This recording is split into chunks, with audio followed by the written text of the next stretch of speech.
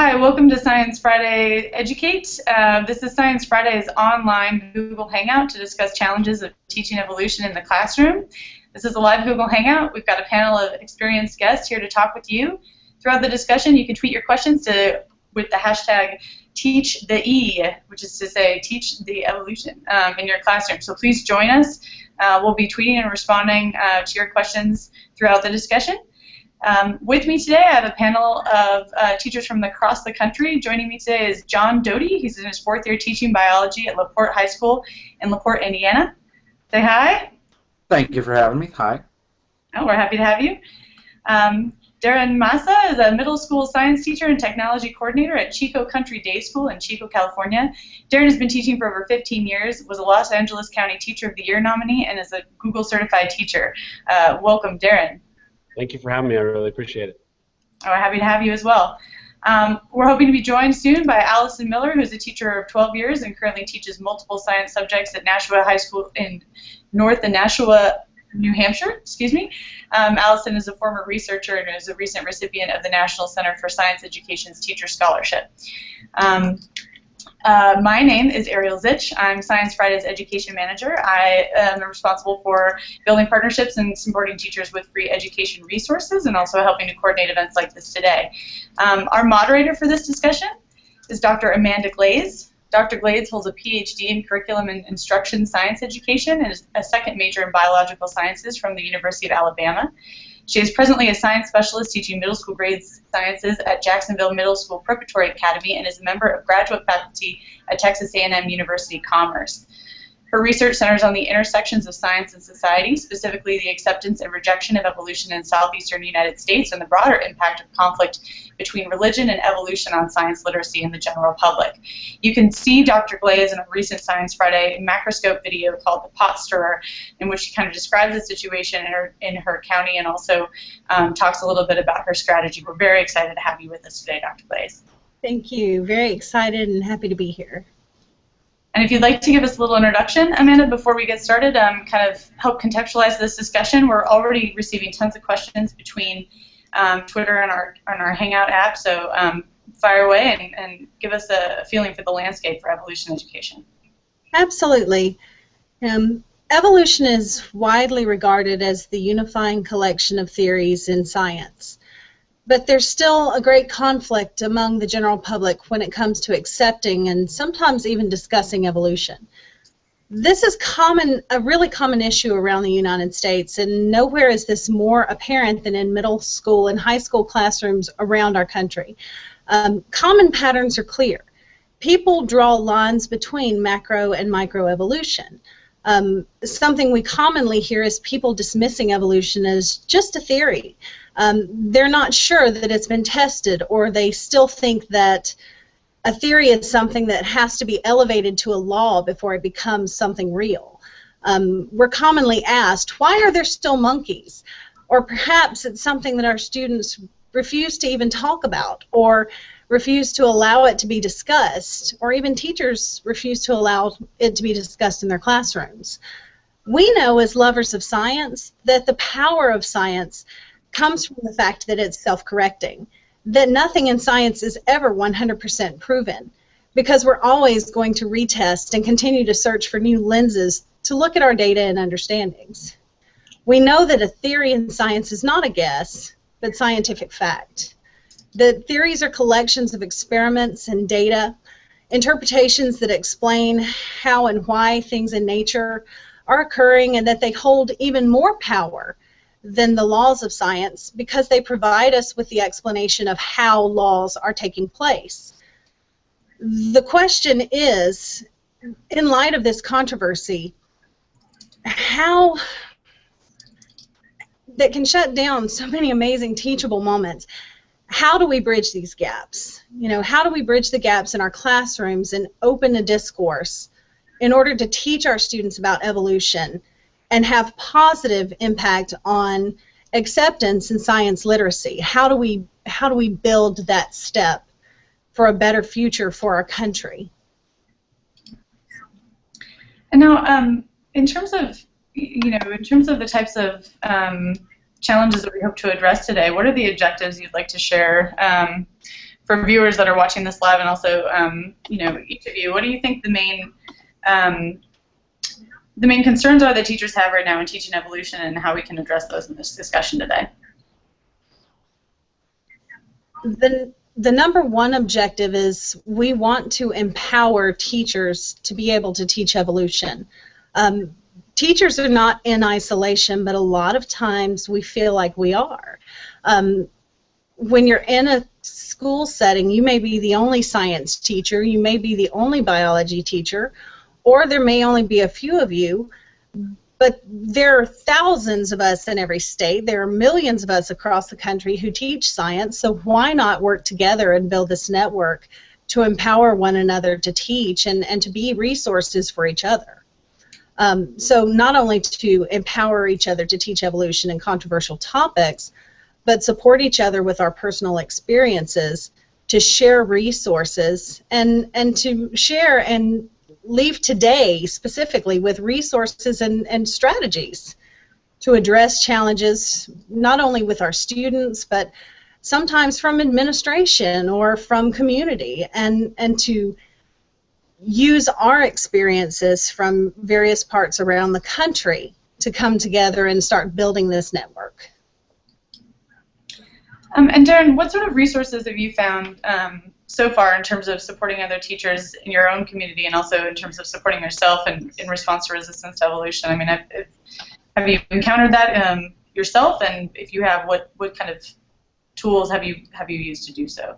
I have. So I've worked in a variety of schools. I've worked in urban schools here in Southern California. I worked in a more mountain community here in Northern California. And then right now I'm working in a city of about 100,000 people, but it's pretty rural around the area. It's a lot of farms, rice farms, and almond orchards and things. And so I've taught a variety of kids and around into a variety of levels of resistance. I find that connecting with teachers is really important. Connecting with teachers online from other parts of the country, especially where resistance may be a little bit lighter, maybe a little bit less, and getting comfortable with understanding that it's important to deal with that resistance and important to work on it in your own school. But yeah, connecting with people online, I use Twitter and Google Plus a lot. And I think that's important. It gets, especially for a rural community like mine, it's important to connect to the outside world. And it's a lot easier to grab onto resources that way. There's a lot of great websites out there, of course. But really using Twitter and getting people in my local school and local community also online and connected to the outside world, because sometimes we can be a little bit insulated here in the Valley in Northern California. So it's important to connect outward. Absolutely. And I don't know, John, in terms of your experiences, if you could tell us a little bit about where you teach and also what sort of resistance you've experienced, first steps you've taken to address that would be great. Okay, I teach in northern Indiana. We're kind of a little small town, kind of lower middle class, but still decently middle class. And we've got a large population of very devout Catholics in our area. So we have some issues that pop up when we start introducing the topic. But one thing that I found seems to help out a lot is kind of like Darren saying on Twitter and getting recent articles, recent findings, keeping it current as opposed to this is what happened 150 years ago, kind of just keeping it current and bringing it in. Well, this was just found out last week, or this is something coming in. It kind of makes it a little more accessible and a little more relatable to my students, and then just being open to kind of completely go off topic, but still on topic, like off book, but still talking about the topic, the stuff that really interests them, and kind of take that. And just at the beginning of the unit, I just spend a day and what do you guys want to know about evolution? And just what questions do you have either way, and I write down a list, and I just kind of use that and bounce around as we go through things. That seems to kind of make it a little more open for everybody and a little more willing to kind of listen to what's going on. So sort of this this idea that you kind of build off of their existing concerns and questions and maybe even the misunderstandings that they have in the classroom. Right, yeah, and a lot of the questions end up kind of being the same from semester to semester. Did we really come from monkeys? Always comes up. But then you get some interesting ones like, well, what's next? And is it possible to evolve backwards? And kind of interesting things to kind of build on and really get their attention as we go through everything, instead of just this is this and this is and it's just a theorem, all that fun stuff. And actually, that actually jives pretty closely with one of the questions we've gotten on Twitter already, which is Justin Growick wants to know what you all think or believe to be the most harmful misconception that we address. So you mentioned do we come from monkeys as being a consistent misunderstanding that you get, and I completely relate to that. That's exactly what I experienced in the classroom. But what are the ones that you feel that stand in the way, that in the most profuse way, from you really getting to grow their understanding of evolution? What is that thing that gets in the way? Go ahead, Darren. All right. I think it's probably that one, to tell you the truth.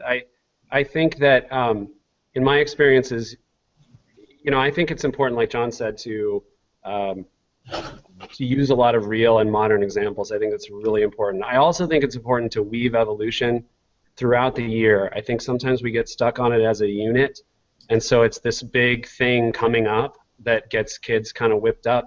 And the truth is, my biology class is largely an evolution class, and it's the reason for everything. It's the reason for all the things we learn about in cells and genetics, and so it's important to weave it throughout the year. So, yeah, I think that's important. I sort of lost track of the original question, to be honest with you. Yeah, no, we're looking at, so you hit on it actually before you thought about the real. Yeah, I think what is that? Misconception. I think you can stay off of. I'm sorry. If you treat evolution as something that happens to everything, but as soon as you hit human evolution, I think that's when all of a sudden things are trouble. But at other times, it seems like kids handle things pretty well. So I think that probably is the one. Personally, for me, I think the biggest thing is that my students think that evolution happens on an individual basis as opposed to a population, and that once we can kind of get out of that thinking and get the whole individuals don't evolve, but as a group, the population will, that they kind of start to see the wheels kind of and the pieces falling together, that, all right, so I'm not going to grow wings, but I can see that this over time could eventually turn into it. And that kind of picks up the pieces from over here and over there and kind of answers a bunch of other questions that, as long as it's not in one's lifetime, these big drastic changes, they're a little more willing to kind of go with us on the big changes if it just happens over this giant period of time. And there are so many from the nature of science, how science works. We talk about just a theory, and that's something that they hang up on so much, and so much of rejection of evolution ties back to misapplications of how scientific knowledge comes about. They think a theory is an educated guess, and that theories are elevated into laws. So they say, well, I'll believe evolution when it's elevated, when it becomes a law. And I said, well, that's not really how that works. Or, well, it's not proven, so I don't believe it. And I said, well, nothing in science is proven. Proof is a function of math. It's not a function of science. So even before you even get to all the, issues of use and disuse and individual versus population, there are so many misconceptions that they get hung up on before you even get to that point. So that's such a loaded question. There are so many. But if I don't know, in my class I always start with nature of science very, very heavily, and kind of like what Darren was saying, evolution is something in my class that we do starting with day one. I mean, it is interwoven throughout, and then really when we get to the unit, they don't even realize it's a unit because it's something that we've talked about throughout the year. So it's not anything that's shocking or really even new. And do you think that so in terms of managing those kind of, everybody brings, maybe some students actually bring the combat to class, ready. They're ready for that unit. They've been prepared by their parents maybe to walk out, as you mentioned, that as a thing that could happen. And actually, one of our questions describes a teacher who 33% of her class is deeply religious. They may already be prepared in the discussion and already be prepared in the argument. Mm-hmm. Is there a way that you can kind of, you don't want to talk about sneaking in evolution, right? It's a concept that's essential, but how can you kind of, as you mentioned, kind of trickle that through your curriculum in a way that maybe doesn't invite the argument until they have a complete understanding of the concept? Well, it's always there. It's one of the 7 characteristics inherent in all living things. So that's kind of a day one. When you're talking about the human body and you're talking about skeletal development, it's a comparative anatomy exercise that we do in 7th grade. Even if you're not specifically saying, okay, this is evolution, here we go, we're talking about how things are changing, we're comparing bone structures, we're talking about pendactyl limbs. There are just little elements that are here and there, so it's not ever we're specifically addressing this, even though we are. It's so tied in because it is a unifying theory. It is the unifying theory in biological science. And when you treat it as such, by the time you get there, it's descent with modification, and it's less of a shock and awe campaign. Oh, well, we're going to teach, we're going to be talking about evolution next week, burn it to the ground. It's less of that and more of, oh, well, we've talked about this for the last however many weeks, and we've seen how these things change, and we've talked about, the endosymbiont theory, and we know how this, this and that has happened, and it's less shocking to them, I think. And it's been very helpful, as opposed to how, maybe when I first started teaching, it was a unit, and it was a lot more surprising and controversial, I think. I would have to agree with that. I would say that when I do it, when we do our genetics and then we do our evolution, it's kind of the order we do it in our class. But when we start talking about mutations just within the genetics section, I always bring up the seeing red was just a duplication of the gene and then a slight mutation on it and a modification, and just kind of always just a little sprinkle here, a little sprinkle here. This is kind of a neat little thing that happened because of evolution, and we'll really dive into it on down the line and just kind of throw out these little bits and pieces. They get really hooked on those, and then when we get into the actual evolution unit, we really dive in and talk about this is exactly how it worked, and this is the process, and this is what it can cause, other than just, hey, that's how we see red. Right. I think when those situations do happen, it's important to talk with the individual, not to have a confrontation with an individual in front of class. That doesn't usually end well. So even if a kid wants to leave and go sit out in the hallway, sometimes it's just, you just need to let that happen. Talk to them afterwards. I always remember that it's not their fault. It's not their fault, and I want to deal with that individual and talk to them and talk about the fact that you're not there to be a direct conflict with what they learn and believe and value at home. I think it's really important to be honest with kids and to get their opinions. And I survey them at the beginning, so I kind of know what I'm dealing with as far as their misconceptions about evolution. I think it's really important, and I let the class see the results of that survey as well, so they can see what other people are thinking, because a lot of times it's important to just get that information out there so we can all just start from a level of understanding that we can all sort of latch onto and build from.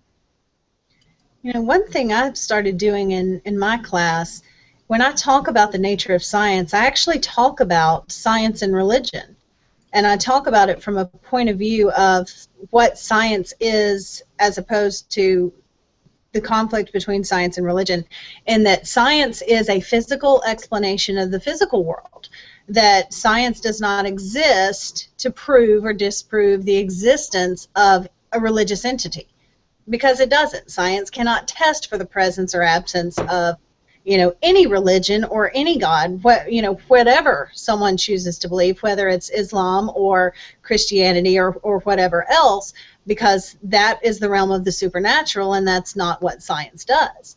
And, I feel that with my students, laying that out has allowed them to look at it from that perspective that I talk about some in the video, that you don't have to be a card-carrying atheist to be a scientist. And it's funny, I spoke with Darren's class one day, and one of the students actually asked me, are any scientists religious? And I was like, really? Of course there are a lot of scientists who are religious, and there are some, there are a lot of scientists who aren't religious and who practice it. I mean, that's a personal choice. That's not a thing where you have to be this or you have to be that. Your beliefs are your beliefs, and whatever you choose to believe is what you choose to believe. But regardless of what you choose to believe, you still need to understand the science. And I try to impress that upon my students, that regardless of your choice of religious beliefs or non-beliefs, you need to understand the science so that you can make these critical decisions when you get out in the real world. You can understand these things. You need to educate yourself regardless of what you choose to believe otherwise. And I've been amazed at how, my students have been so open to that. And, being in the southeastern United States, there is a fundamentalist Christian background. I mean, that is our community here, and that's the community I was brought up in. And so, for a lot of my students, that's something very hard. That's a big conflict. But it seems like it helps for them to understand that the two don't have to be in conflict, because, sometimes people tell them that they do, and that's not necessarily so. Now, you mentioned this a little bit, and I think I imagine that when you're speaking with an individual student who brings up an issue in class, the scenario that you mentioned, Darren, is having that private discussion with them outside of class. How does that discussion change when you're speaking with a parent? Parents can be especially intimidating for first-year teachers who don't have years of credibility to their aid to say, I've been doing this for years and it's sanctioned. How would you start that conversation with a parent respectfully and also constructively? It's a lot more difficult. I've not had to do it too many times, to tell you the truth, but it is more difficult, and I just try to remind myself that my job is to teach the child. My job is not to teach the parent. A lot of times you get trapped, and this is with kids too. You get trapped with questions where they're trying to trap you, and I have to impress upon them and remind them that evolution, while it's important and universal to my class, it's a very complicated subject. It's something that there's no one single answer I can give to somebody to make them convinced that evolution is real and it's happening right now. And so I don't get into questions like that, but I do try to impress upon them that it is very important for them to understand it. It's very important for them going into the future. If your child wants to be a scientist later on, it's just important that they understand how science works and how theories work, and that's important. And it doesn't always work, and you can't always satisfy people. Luckily, in California, I have the backing of standards, and with places like Louisiana, which has had its issues recently, I don't know what you do in a state like that, but I can always say, if I have to, if I'm not getting anywhere, there's always the standards to fall back on and say that, look, this is something that we teach in the state, and it's important. And if I could add to that, I mean, one of the things that that I would use and have used in the past, in informal education settings, so informal educators are in a weird position in that they're not obliged to teach to any set of standards, which is a very freeing thing, but in this scenario it can be a liability. A number of science organizations that have come straight out and said this should be essential in every single classroom, right? Organizations of scientists, organizations of policymakers, the National Center for Science Education does a great job pulling together, just opinion paper after opinion paper, white sheet after white sheet of organizations of huge numbers of individuals, of professionals that say, like, this has to be there. And it grossly outnumbers, the sort of creationism papers that have come out to the same effect in the opposite direction, just saying that creationism has to be in the classroom. And I think, kind of pulling this, whether or not that's a valuable currency is kind of at the discretion of your parent. But at least having, at least saying there are all these people behind me who agree with me that this is important that your student learns, I think is a good way to start. And also the next generation science standards. They may not be adopted in every state, but even if your state hasn't adopted them, you can fall back on the next generation science standards as a scientific body of standards that have been put together by scientists and engineers that are, at a higher level, that do include teaching evolution at a very young level as integral to scientific literacy. So, there are things that you can fall back on. There are other teachers that you can ask to join you or talk to you. You don't have to speak with a parent alone, and you certainly don't need to get into a confrontation with a parent, because that's not our purpose. Our purpose is not to convince parents, like Darren said, that there is, that they have to accept evolution or not accept evolution. Our purpose is to teach and to build science literacy. So. I agree with that. I really haven't had to experience much. I've only been teaching. I'm the young one, the inexperienced one here. I've been teaching biology for about 4 years, so I haven't encountered it much. I usually encounter it through the students, that they'll go home, they'll come to class and say, I was talking about this last night with my parents, and they said that they don't believe it, or we shouldn't be learning this in school. And it pretty much stops there. I think I've only had 2 or 3 parents actually come to me with any issues, and usually the issues I get are you going to address the other side? And all I respond with, because they've all been emails, is I just email back and say, to be honest, no, I'm not, because I'm here to teach the science, and in science there is no other side to the issue. And that usually pretty much stops it. They don't really get much of a response back, and that's kind of just all I've experienced. I haven't had anybody really come at me hard denying what I'm teaching, saying I shouldn't be teaching this.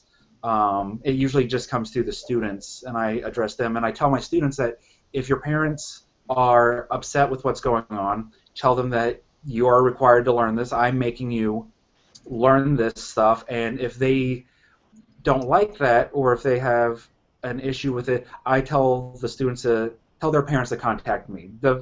Not to take it out on the student, that if they have any questions or they disagree with what's going on, send it my way, and I will talk to them, and that way the student can just learn what they need to learn and keep the open mind, and not have to worry about disappointing mom or dad while they're learning this.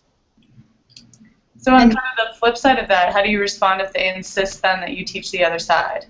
You mentioned that you say, well, it's not my job to teach that. I think, and this is pushback that even we get it with our programming as well. You have all these scientific perspectives. Isn't science about objectively evaluating evidence? How come you're not evaluating scientific evidence that teaches that's a young Earth piece of evidence, for instance? I have dealt with that in the past, not in my present setting, but in the past. And one thing that does come up with that is, of course, it is not a scientific perspective in the realms of testable science, but if you have to, again, the National Center for Science Education is an excellent resource for this. Federal law prohibits this, and a lot of times if you need to, there's case law noted on the National Center for Science Education's website that spells out what by law can and cannot be taught regarding the teaching of creationism in science classrooms and things that have been prohibited and so forth and so on. And you cannot mandate that a teacher teach creationism side by side with evolution in a science classroom. So, pull from some of those resources if you need to, because that cannot be mandated. And that's one of the things I think we're going to be seeing, come up again in the next few years with some of the issues going on in the Carolinas and in Louisiana. Kind of building on that, I have had one student who kind of told me that their parents were really pushing back with her, and I offered to sit down and talk with the parents first, and just to sit and have a debate and give me your side of the story. I'm not going to teach it to the class, but I would like to sit down and talk with you as to basically what would you like if you were running the show. what would you tell them? And I've offered to sit down and talk with them and then give my side of the story. And I think that if it were ever to come up with me, I'd always kind of take it that way first. And just let's you and I sit down. We can have a discussion as two adults, and we can go from there. But I would stick to my guns and just say, and kind of like you said, even if I wanted to, I'm legally not allowed to, and just kind of use that as like the last resort and just say, my hands are tied legally. And you guys have been using a lot of strategies that relate to your role as an educator and also your perspective on the curriculum in terms of how to address parental concerns. We had a question from Joseph Rollins, or more of a comment really, that said, having a strong background knowledge helps when talking with parents. While they may walk away disagreeing, parents appreciate it. Do you feel the need to flex your muscles in terms of your, kind of the case studies that you hold in your head that are in support of evolution in terms of the many different scales in which we see evolution? Is there a place for that? Is that the time for that?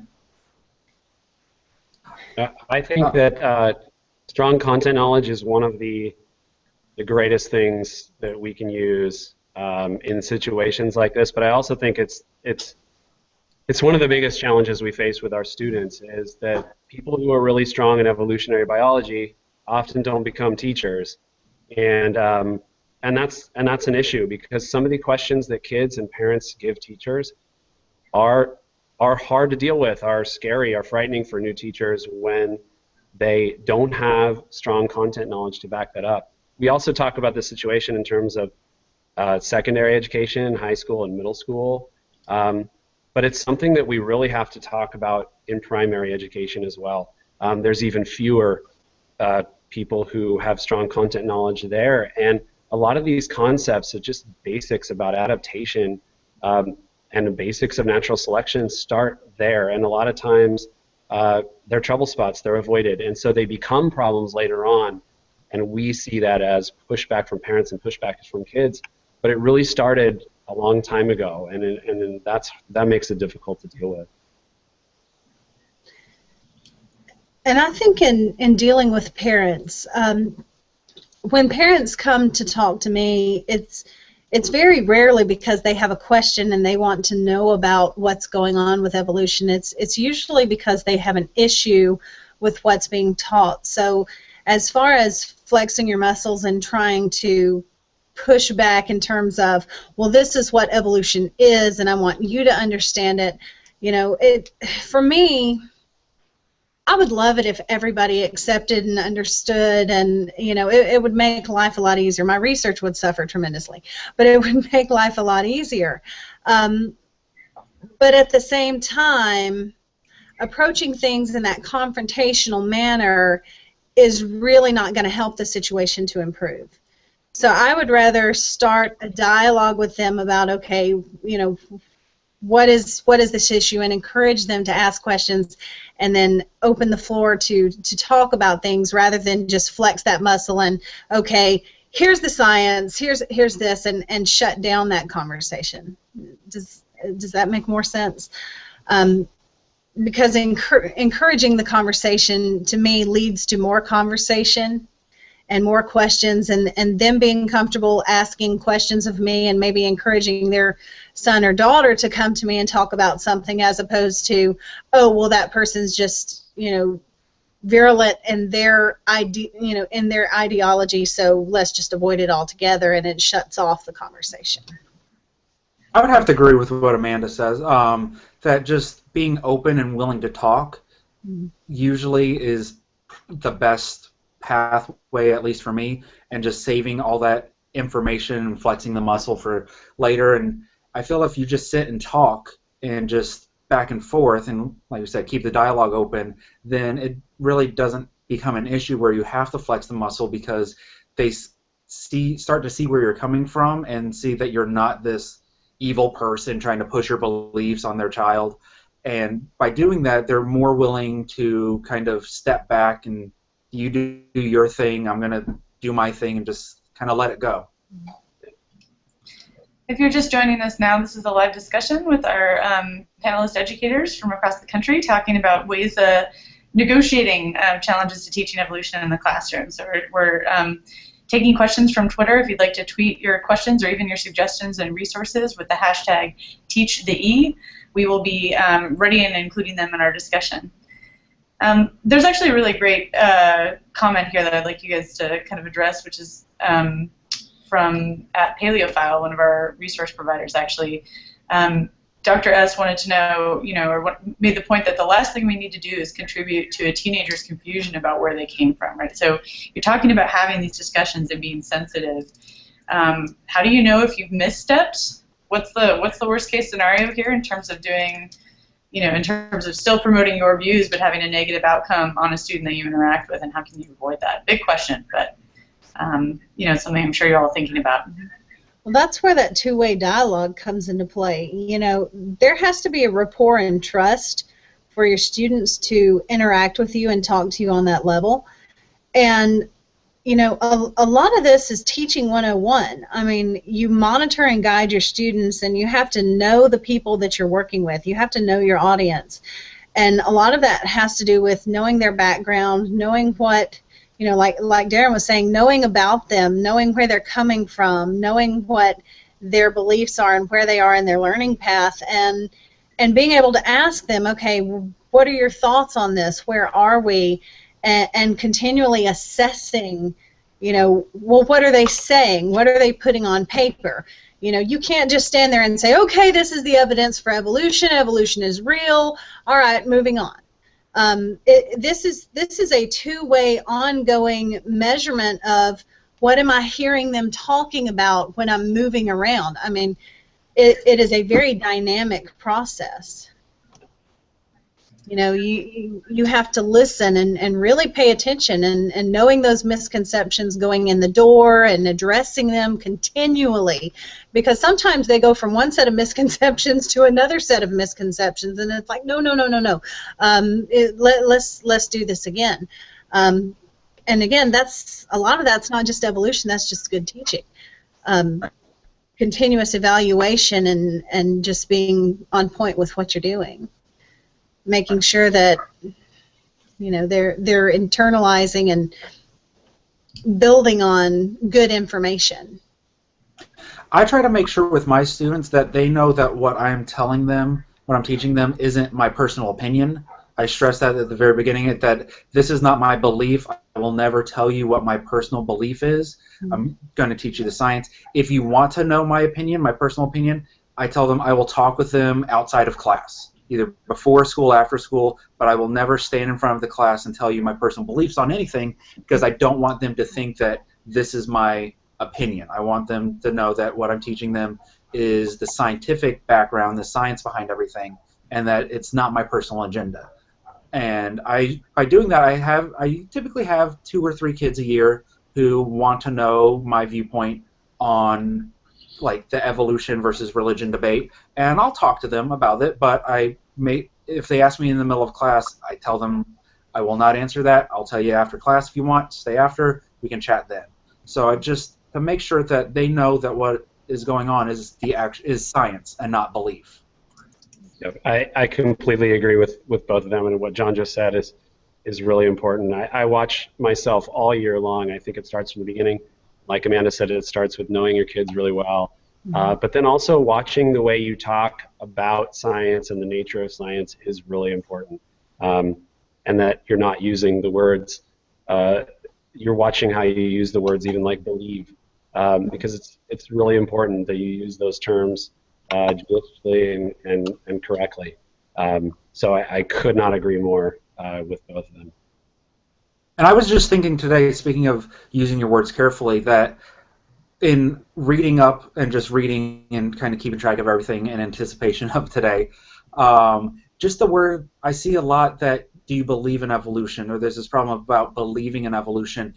And I never thought of it until today, but that just sends the wrong message, using the word belief. And I know I have the tendency to sometimes throw, you don't have to, like, believe, and for some reason the light bulb clicked in me today that I wouldn't say I don't believe in math, or do you believe in geometry? Then why am I using the word believe with evolution? I wouldn't use it for anything else. So I think, at least personally, that watching stuff like that is something that might lead some astray that, well, if I say the word believe, then it makes it a belief and not science, and I wouldn't use it with any other topic, so just being careful with the word choice is super important.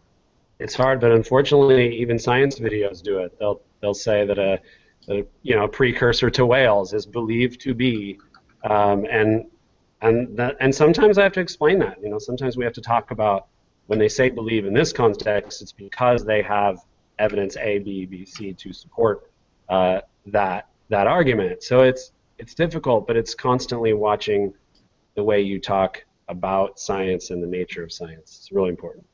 And I always make a distinction between knowledge, understanding, acceptance, and belief. And I drive students crazy with this because there is a difference between the four. And, with mine I say, acceptance, when it comes to evolution, it's a function of acceptance and rejection.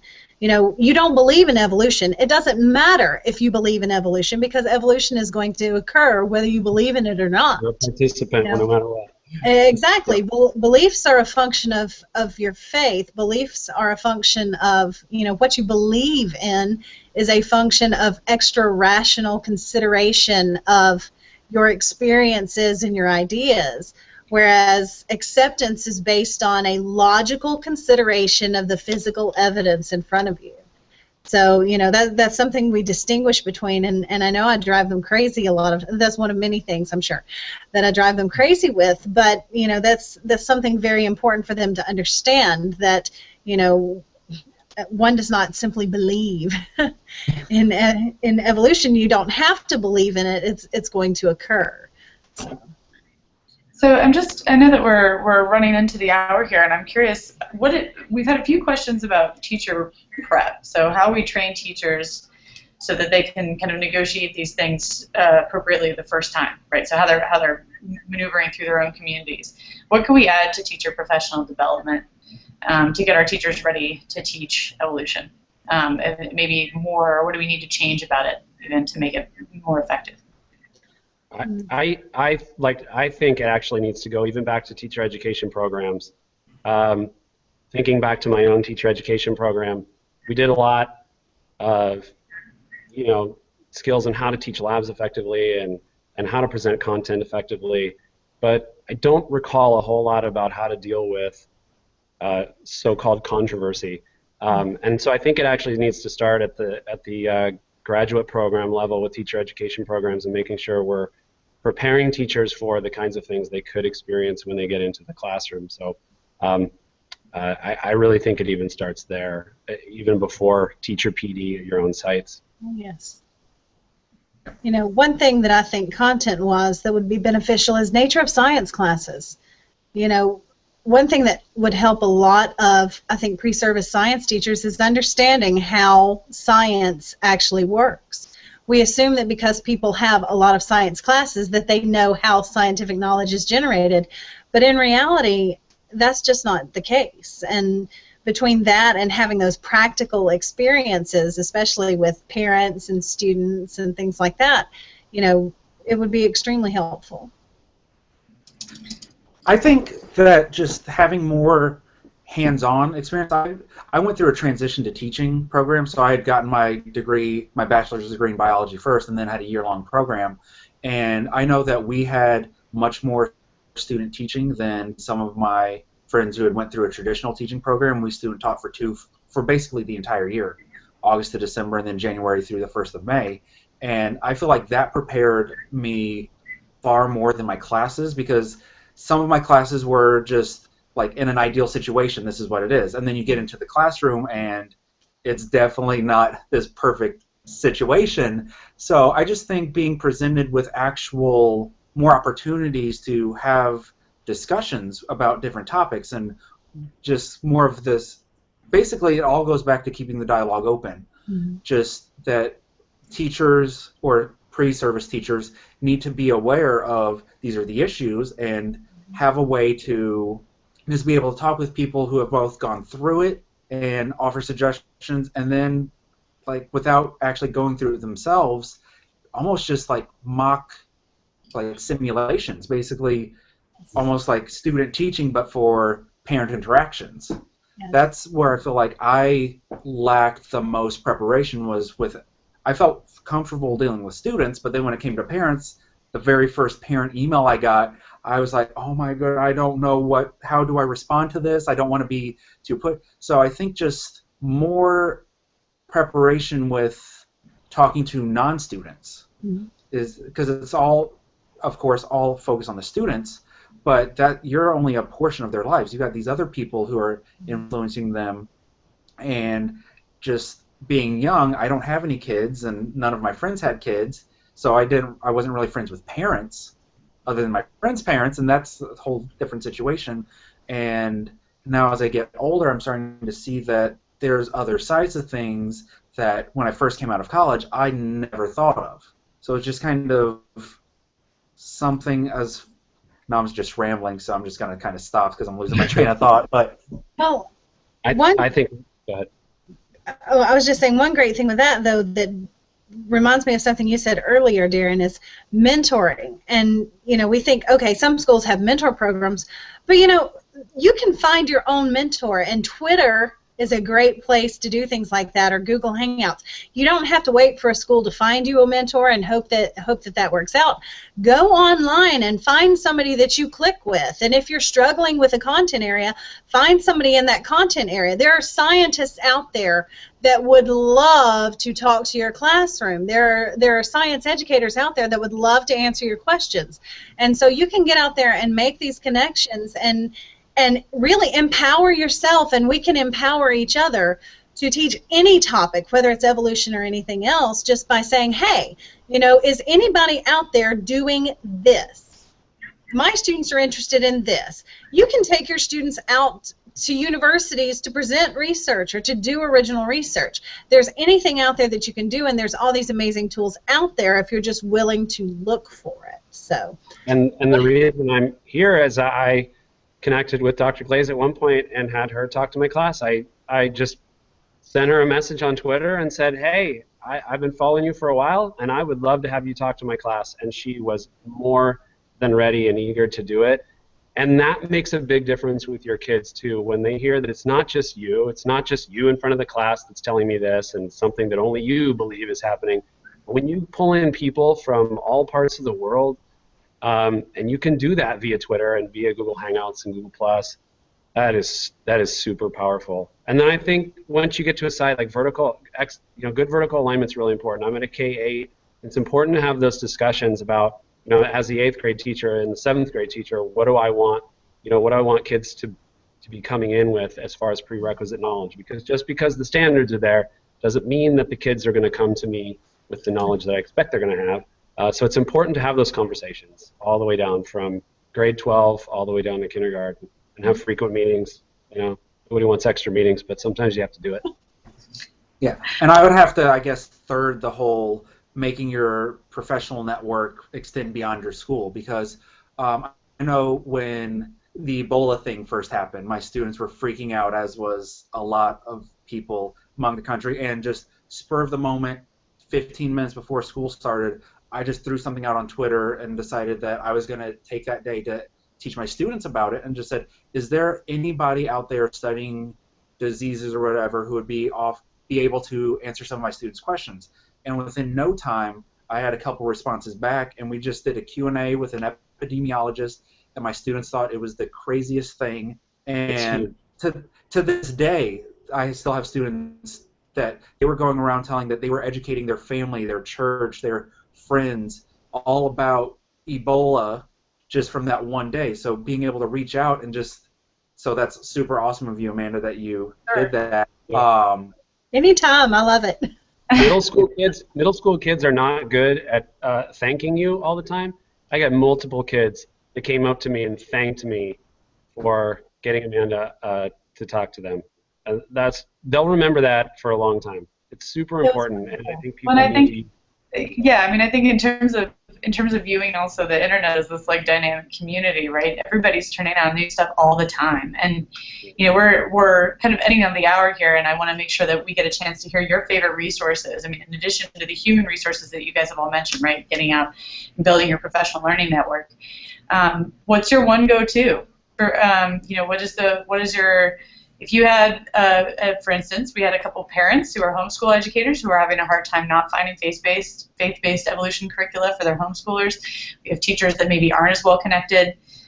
For me, it was CK12 because they produce open textbooks, so you can get a NGSS aligned biology top to bottom resources list. Everything CK12 for every dictionary, yes, and workbooks. Yeah. Well, no, and I know we posted, Amanda, we posted your resource list on our website at sciencefriday.com/evolution. You can see it there. You know, and we'll also email it out to our Educate listserv. So if you'd like to enroll in our Educate listserv as an audience member, you can do that at scifry.me/edu newsletter and enroll in that, and we'll be sending that out along with the summary of this discussion. So John, Darren, Amanda, as your last farewell, would you please share with everyone your favorite go-to resource for preparing for your evolution discussions? I'll start. I'm actually looking forward to seeing one that I saw come across Twitter today that Nova PBS released an Evolution Lab website. I'd like to see that. There's one at Berkeley, ucmp.berkeley.edu, I believe. Has a lot of great resources and actually has a lot of information about talking with parents and students too about issues you might be having and some great activities. So I'll go with those couple, but there's lots. I would have to agree. There's a whole bunch. Probably the one I referenced a lot more than the others it's Dr. Neil Shubin's book, and then it was turned into a PBS special, Your Inner Fish. Because we're about an hour out from Chicago, so when I say he works at University of Chicago, they're like, oh, he's like right down the street practically. And read the book. I offer the book to any student who wants to read it because it's a great read and does a really good job explaining everything. And then there's the PBS special, and I think it was 3 parts, and there's a whole bunch of resources on their website about it. And when I just say, oh yeah, it came from a fish, just kind of in passing real fast, they're still like, wait, what? And it kind of catches their attention. So that's probably my biggest go-to, just to pull a piece. And then other places, just bits and pieces from there. But there are so many out there. Absolutely. Well, there are lots of great ones, and you can download my file. Shout out to Paleophile, who's put together an incredible resource on her blog, which is on my list. Her whole blog is on my list because it's incredible. A great book for preschool-aged kids is called Grandmother Fish. You have to check it out. It is absolutely gorgeous artwork, and the book is incredible as well. The NC website from Indiana has some great ready-to-go lesson plans and everything for teaching evolution and the nature of science.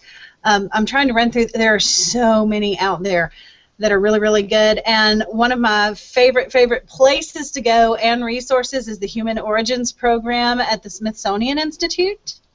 So I will stop at that because I could ramble on for days and days and days and days. So that's why I put together a list. That's perfect. I think what we're going to do is compile all of the resources that you guys have brought up in this discussion. We're also going to probe you all, get an email list going of all of your favorite resources. So we're going to have a whole mess of them on our site. In addition to this discussion, please feel free to share this discussion with your colleagues if you're watching at home or at school right now, because we're going to have it all online, in addition to some multimedia resources and the resources shared by our guests. Thank you all for joining us today. Thank you, audience members, for joining us today. Any lasting questions or thoughts, please tweet them with the hashtag #TeachTheE. And it's been a lovely discussion. Thank you all. Thank you for having us. Thank you. Really appreciate it. It's been great.